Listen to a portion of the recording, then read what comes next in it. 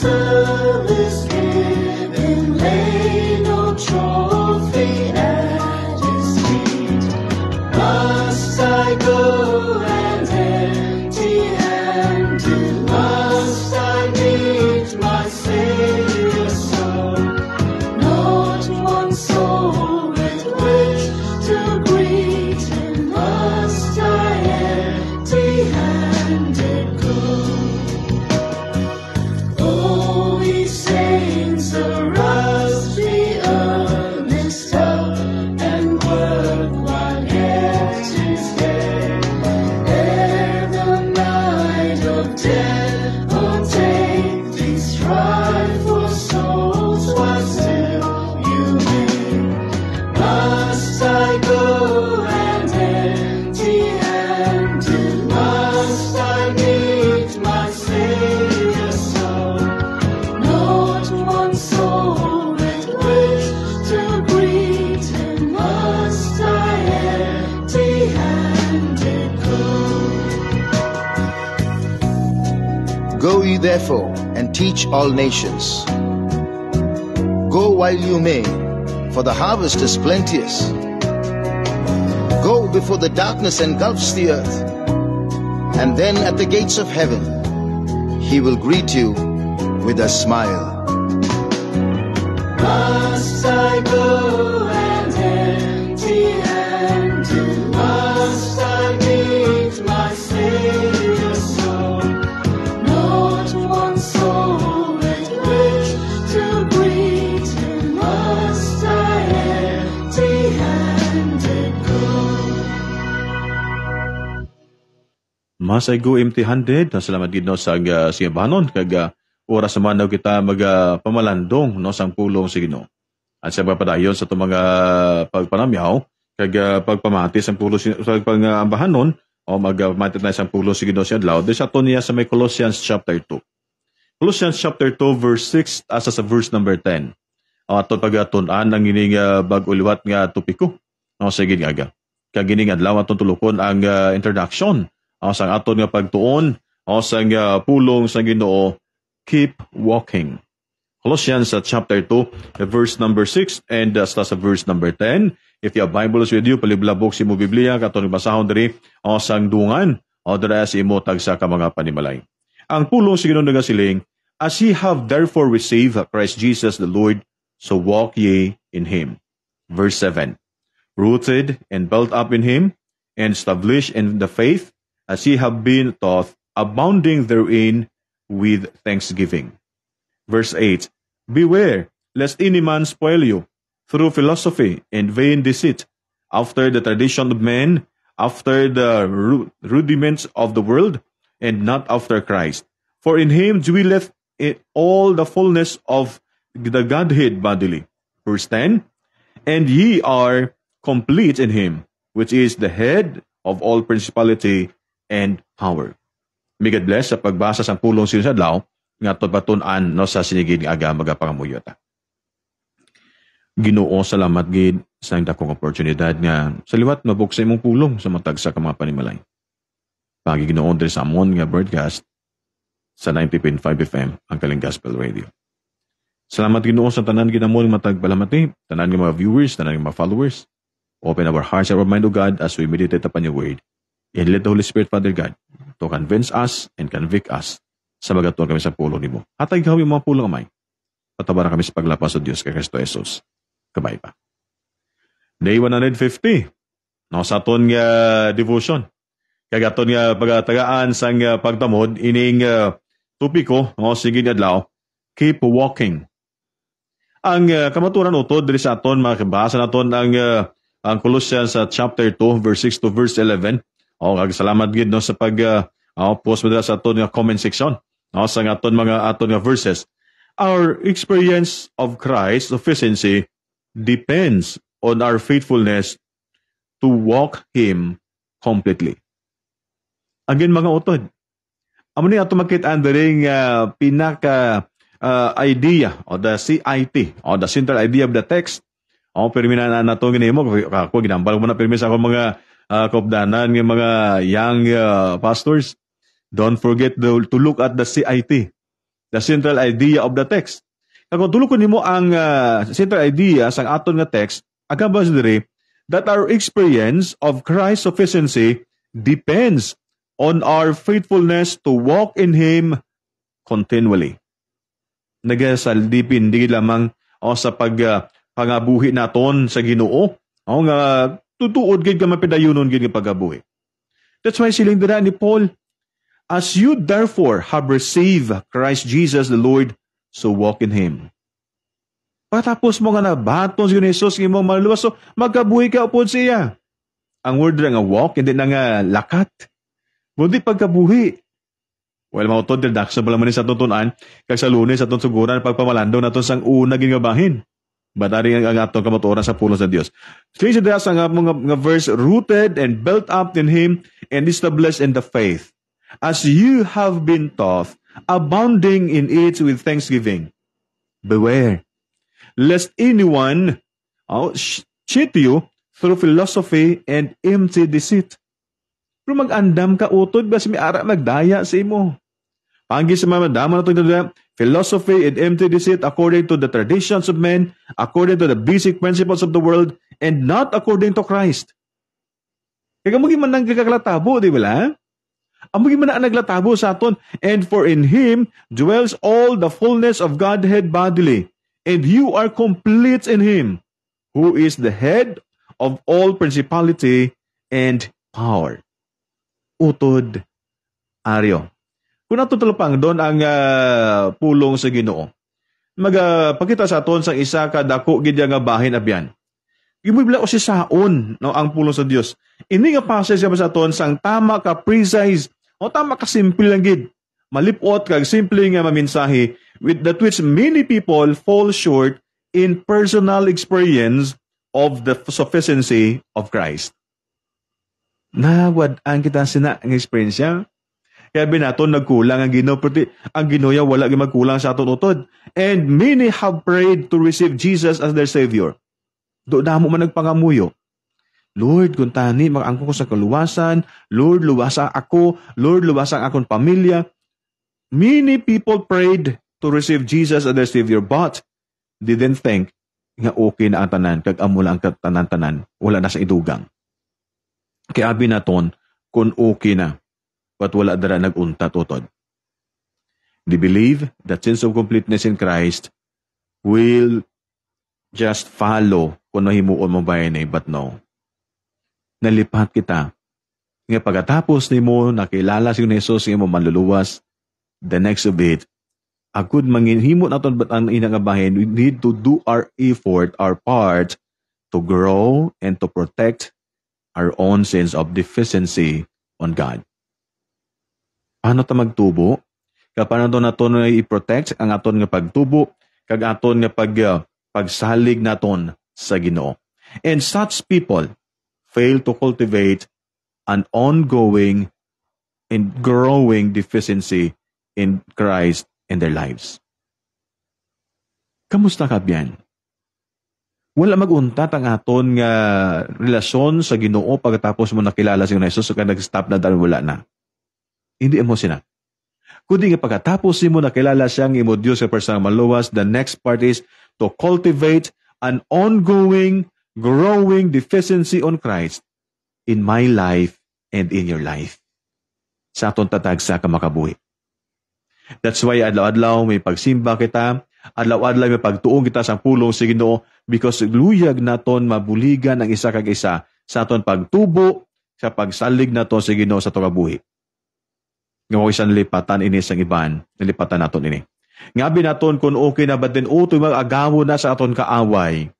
That's why silinda ni Paul, beware. Basi may magdaya sa imo, kaya mawala ikaw sa pag-alagad mo sa Ginoo. And so while Jesus alone is truly sufficient, yes, Jesus alone is truly sufficient, tulo ka balaw ito yung inita na nagimo sa aton everything God wants them to be, the often fall short an experience of sufficiency. Kaya ito yung napangita na nga makumplito ang tanan sa aton.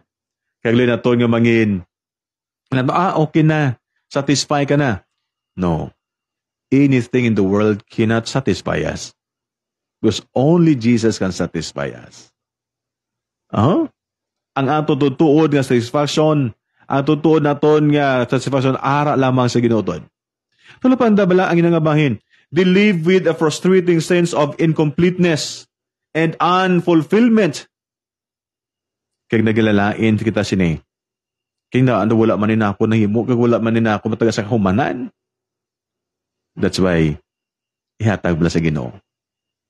Kahapon sa amon nga cottage prayer meeting sa Panimalay Popyuko, sila ang title sang devotion is Involve Jesus in All Situations. Sa tanang sitwasyon si mga buhay, involve bala si Jesus. Ano man nga sitwasyon mo, i-involve bala si Jesus.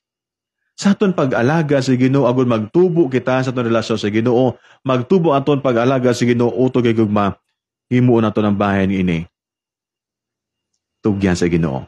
Involve si Jesus sa imo kabuhi. As if Christians, ang aton pagtuo is nothing more than a mere religion.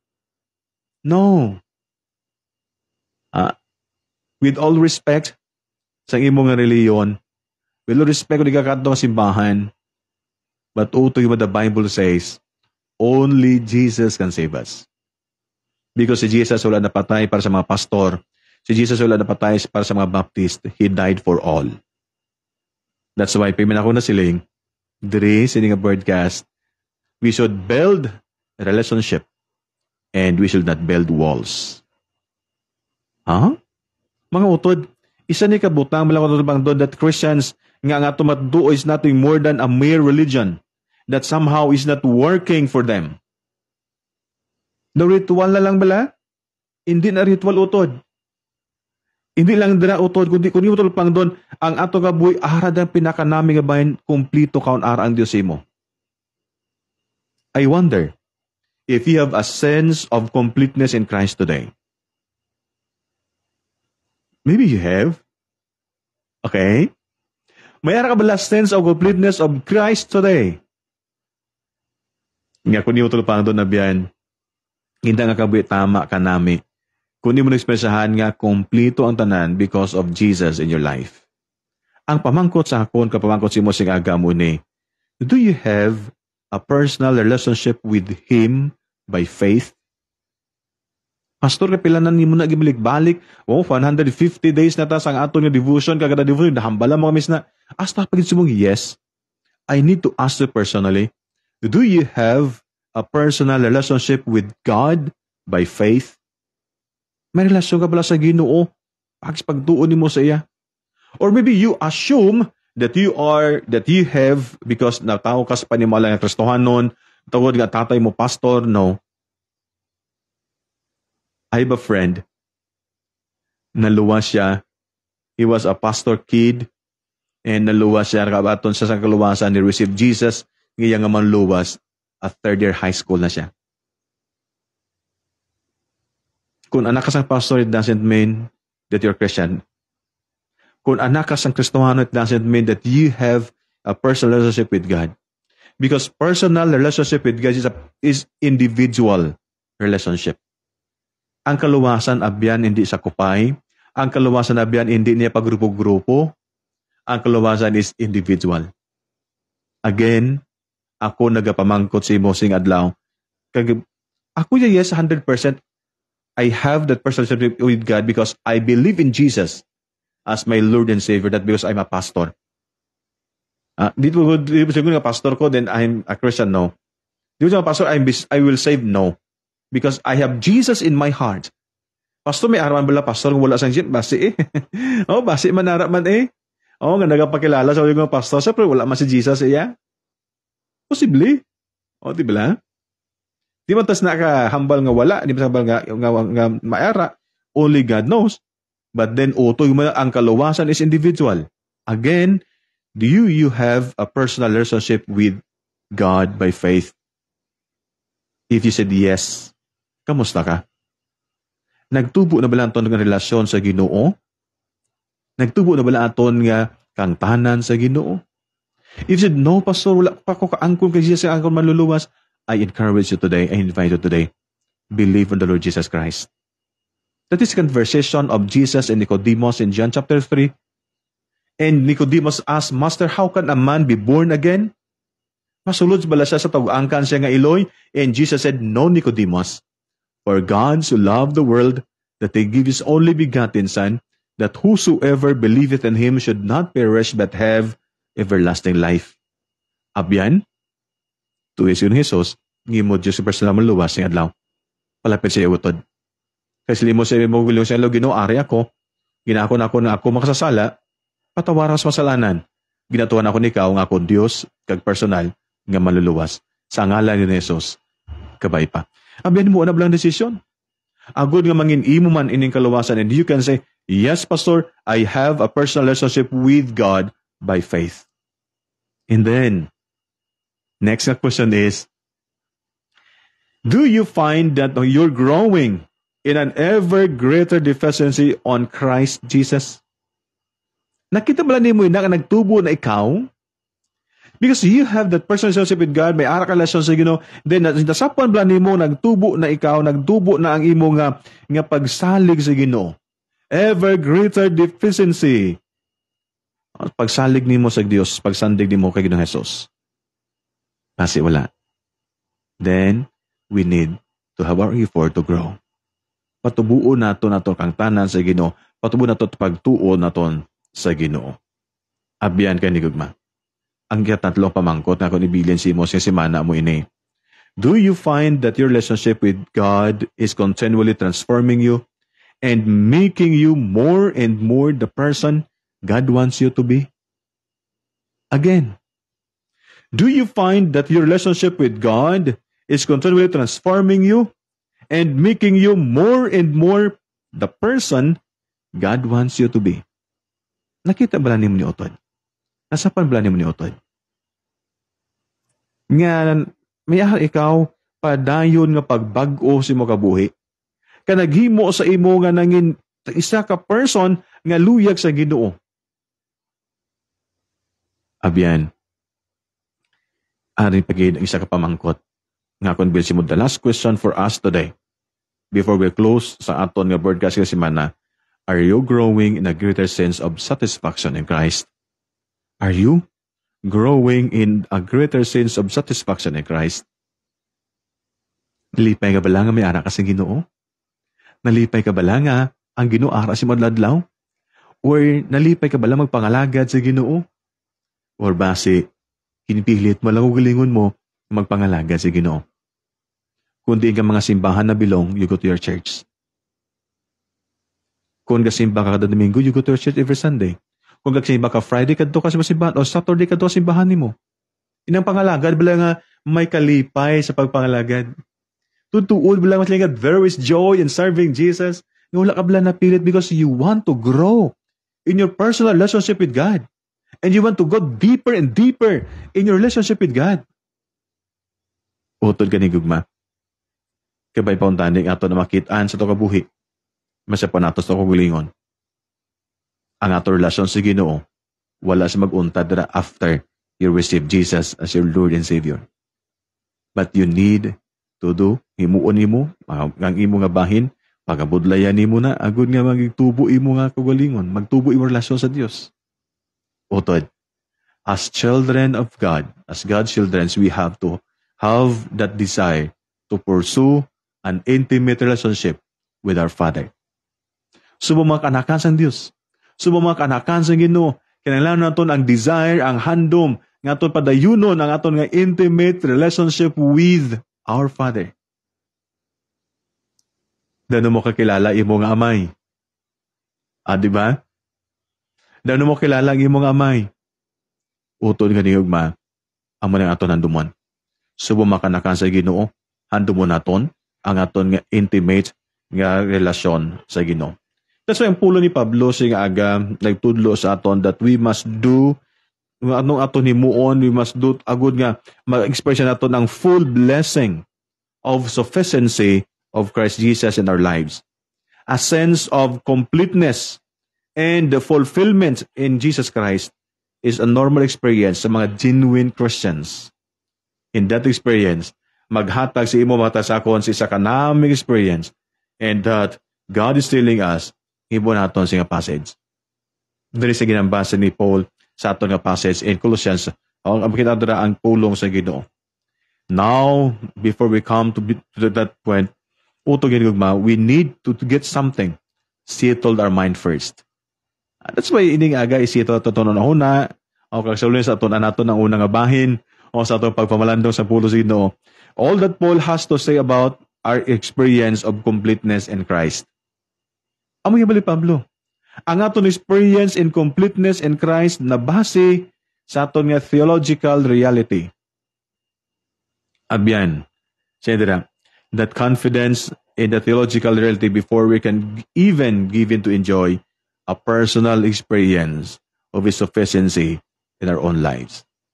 Nabalang ba na kung theological reality? Depende na sa pagkilala mo si Ginoo. Kung anong pagkilala mo si Ginoo. Kung anong pagpahati mo sa Ginoo. Sino sa si mo kabuhi? Ano sa si mo kabuhi? Kabay pa? Nga mas ikaw, ang Ginoo akon maluluwas, ang Ginoo akon manunuga, ang Ginoo akon Dios, ang Ginoo ang tanan sa akon. Before natutunan, ang next, ang unang abahin sa isang pagpamalandong sa pulo si Ginoo, keep walking. Utod gani gugma. Kamay pangiling adlaw, introduction pala mo sa pagtuon, kagabay pag we settle our mind. Hindi naton makita, kaya di naton maintindihan, maayo di naton ma-appreciate ang pulong sa Ginoo kung wala ikaw kakilala sa Ginoo. Kung wala ikaw relasyon sa Ginoo. Again, tuwi siya. Gimudio sa personal maluwas yan lang. Tuwi siya utod. Kung may arada sa simbahan sa lapit mo, dito simba ka. Simba ka utod. Agad magtubo kita sa ato relasyon sa Ginoo. Madamong salamat sa pag-upo sa ato nga podcast sa bugos ka semana. Kabay pa ginugid magapawi sa tanan sa Lunes, aton anang unang abahin. O sa aton nga pagtuon sang pulong sa Ginoo, o sa sining nga topic, keep walking. Diri sa Colossians chapter 2, verse number 6 asa sa verse number 10. Magapamuya ta. Ginoo salamat gid. Masugura namon amon pagpamalandong in the Colossians chapter 2. Buligi kami o Dios. May pangay mga pulong Ginoong natunan namon humalin pa sang Lunes, tutob karon, magatagini sa pagpatulpangod sa among tanan. Kamagsabat Ginoo sa amon mga tatag sa kamapanahon na. Tanong sa mga plamoktanon, sino ka sa mga kabuhi, ano ikaw sa mga kabuhi? Kabay Ginoo makasiling kami, ikaw amon nga manluluwas, ikaw amon manunuga, ikaw ang Dios nga maghimo sang tanan para sa amon. In their Father I pray. Ikaw magatandog sa gipusoon sa tatagtag sang wala pa kilala sa imo amay. Nga sila ginumadanga sa kalawasan sing adlaw. Kag sa amon tanan nga dugay na nakangkon sa kalawasan, dugay na namon nabaton ikaw amon manluwas. Kabayo Dios nga mahimo namon ang tanan agud magtubo kami sa amon pag-alagad sa imo. Salamat sa imo kayo sa amon kabuhi. Inapo namon kay natugya Kristo Jesus. Kabay pa. Utod madamong salamat sa mga pagpamati di sa aton sa 90.5 FM, Makaling Gospel Radio. Sa aton tanan ng mga viewers, sa aton tanan ng mga followers, thank you so much. O sa inyong mga time, o sa aton sa bugosid nga semana, kita ilawat sa Domingo, o 6:30, o sa aton nga live nga worship service, o diriya sa Kaliling Baptist Church. And, o sa aton tanan gid, o sa adlaw, madamong salamat sa tanan sa sigid adlaw.